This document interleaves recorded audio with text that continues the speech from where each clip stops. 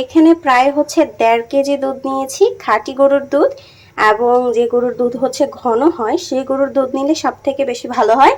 এবং আমি এর আগে বানাতাম হচ্ছে আপনার একটি টিফিন বক্স টাইপের জিনিসগুলোতে, বা দইয়ের বিভিন্ন ধরনের ওয়ান টাইম প্লাস্টিক থাকে। তবে এইবার আমি বানাবো হচ্ছে আপনার একটি মাটির খাদাতে, যেখানে হচ্ছে 1-1.5 কেজি দই খুব সুন্দরভাবে বসবে।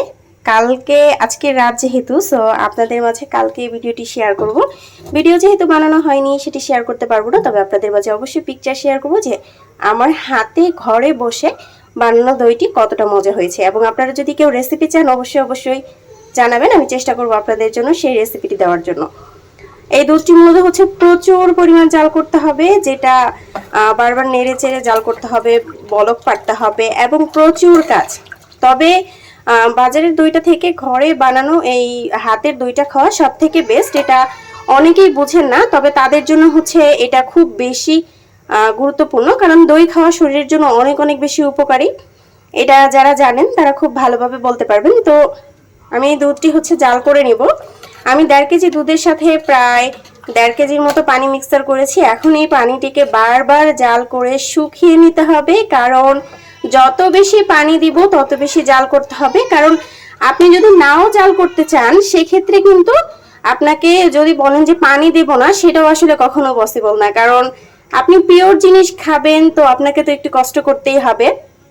আমাদের অনেকেরই প্রশ্ন থাকে যে বাজারে দইয়ের দাম অনেক বেশি থাকে, যার ফলে আমরা কিন্তু দই কিনে খাই না।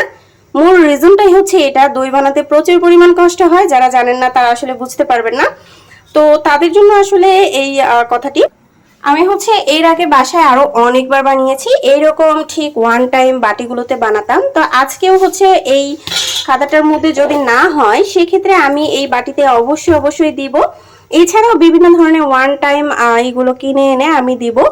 সো কারণ যতটুকুই হবে না কেন, আর দই বানালে সবসময় একদিনে একটু বেশি করে দই বানানোই ভালো, একটু একটু বানালে শেষ হয়ে যায়। আর বাড়িতে দই বানানোর জন্য যেহেতু খরচটা খুব কম এবং খুবই পিওর টাইপের হয়, প্লাস অনেক বেশি মজাদার হয়, এজন্য হচ্ছে আমি বানানোর সাথে সাথে পরবর্তী দিনে এটা শেষ হয়ে যায়।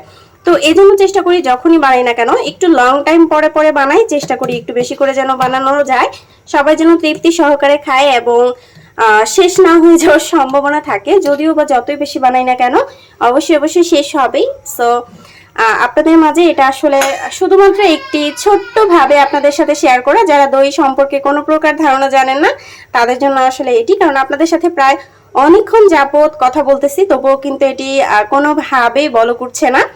প্রচুর পরিমাণ ট্রাই করতে হয় এবং প্রচুর পরিমাণ ধৈর্য সহকারে এটা বানাতে হয়। যারা ফুল ভিডিও চান তারা অবশ্যই জানাবেন, তাদের জন্য ভালো একটি ভিডিও আমি চেষ্টা করব, একটু বড় হলেও চেষ্টা করব আপনাদের মাঝে ভালো করে বুঝিয়ে দেওয়ার জন্য।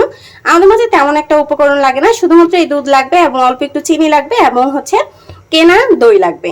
আপনি যখন দইটা বানিয়ে ফেলবেন তখন এখান থেকে একটুখানি দই সংগ্রহ করলে পরবর্তী সময়ে আপনার আর কিনতে হবে না। আমি সংগ্রহ করেছিলাম, কিন্তু কোনো কারণে হচ্ছে ফ্রিজ নষ্ট থাকার কারণে সেটাও গলে শেষ হয়ে গিয়েছে। সো এজন্য আমি আজকে কিনে নিয়েছি। আশা করি আপনারা পরবর্তী সময়ে যদি ফুল রেসিপিটা চান অবশ্যই আমাকে জানাবেন।